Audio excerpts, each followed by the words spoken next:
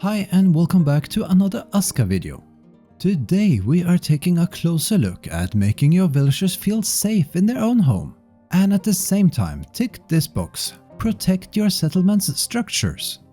This is not a video about defending your village against attacks, but many things are of course related. Now, solving today's challenge is not too difficult. However, we won't blame even the most hardcore Viking for being confused about what really needs doing. Take our thriving village here. We have gotten a few shelters up and a handful of villagers. Oh boy, are they already a demanding bunch. We also got a cooking house, and of course a wood, stone and gatherer's hut. Working or sleeping in undefended areas will give your villagers a small debuff of either work or sleep anxiety.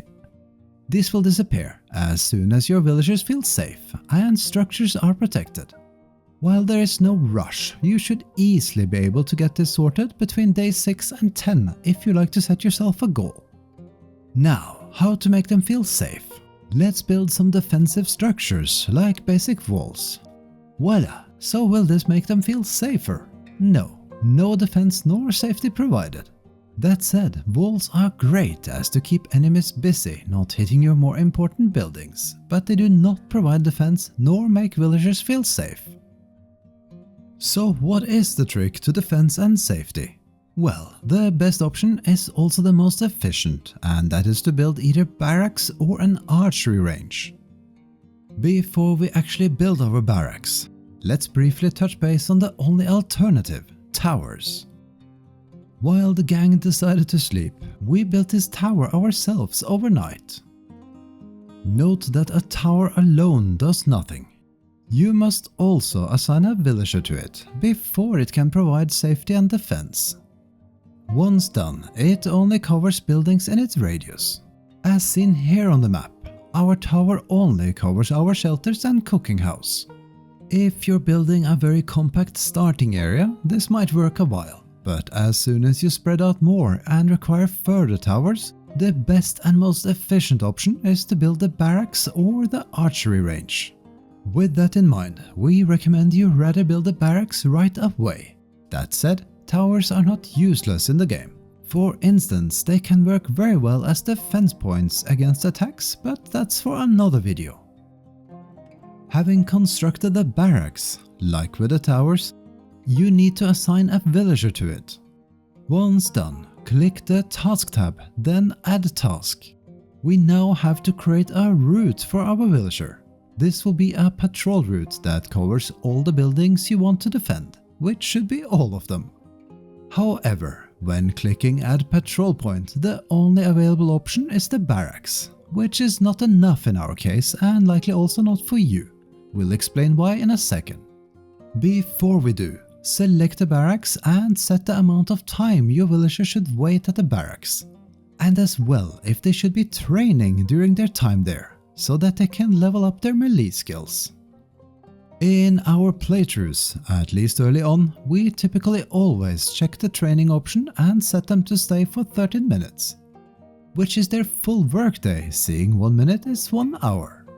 Now you can tweak this anytime later, and our schedule might not be for you, but more on that in a bit. Checking our map, we can see that some buildings are now defended by the range of the barracks, as the patrol route we just created works similar to a manned tower. But there's no defense for our villagers' housing, nor for several of our other buildings. As we mentioned, when creating a route, the barracks alone as a patrol point is not enough. We need our villager to patrol to the other parts of our village. This can be done by creating patrol markers around our village. Patrol markers are found on the markers and unlock after you have built the barracks. While similar to gathering markers, they work differently as our villagers won't automatically use them, unlike how gathering markers work. Let's build a marker in our housing area and a few other places. Note that simply building these around our village won't provide defense for structures. They need to be used in our patrol route. We'll show that in a second. And a couple more. One for the cooking house, one for our wood, stone and gathering huts. And we forgot this building initially. We also got a workshop partly hidden nearby. Now we will edit our route in the barracks as to take all these new markers into account. Under tasks, we click the patrol route we created earlier. Then click to add a patrol point.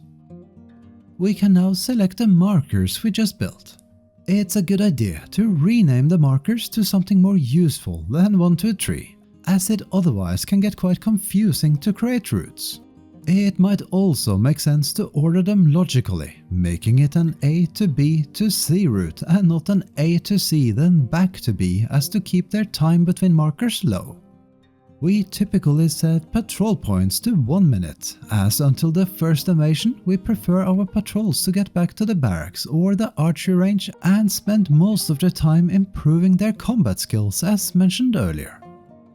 Note that 1 minute is enough for any marker to provide defense in its radius, even if in our case our villager won't actually get to the marker during their work, as there is not enough time in a workday. With all the markers added, let's check our village status. Perfect! It has now updated to confirm that we have 100% defense rating for all our structures, and our villagers no longer complain about being unsafe in their homes nor at their workplaces. We have solved both our challenges. Let's check our map again.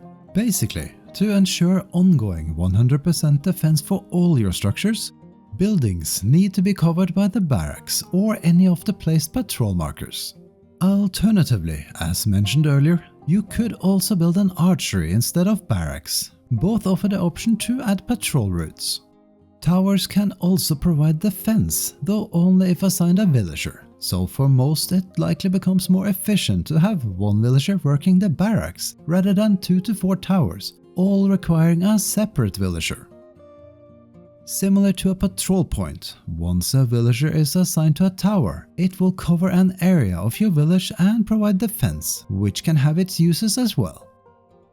In relation to assigning villagers to the barracks or an archery range, yes, you will need to make sure to craft and provide them with weapons, either yourself or through a workshop. In addition, there's a tab for weapon loadout in both buildings. In the case of the barracks, the default role of a villager is a bruiser, which requires a 2-handed weapon. There's also a skirmisher role, which means they will use one-handed weapons, and finally a warrior role, which requires both one-handed weapons and a shield. When it comes to the patrol points, you need at least 1 villager patrolling each point. That can be through a single patrol route or a combination of multiple routes, as long as someone stops by each marker and area. If you want to rely on patrols to be around when your village gets attacked, when you for instance are out and about, you will not want to do what we did by forcing your villagers to spend all their time training.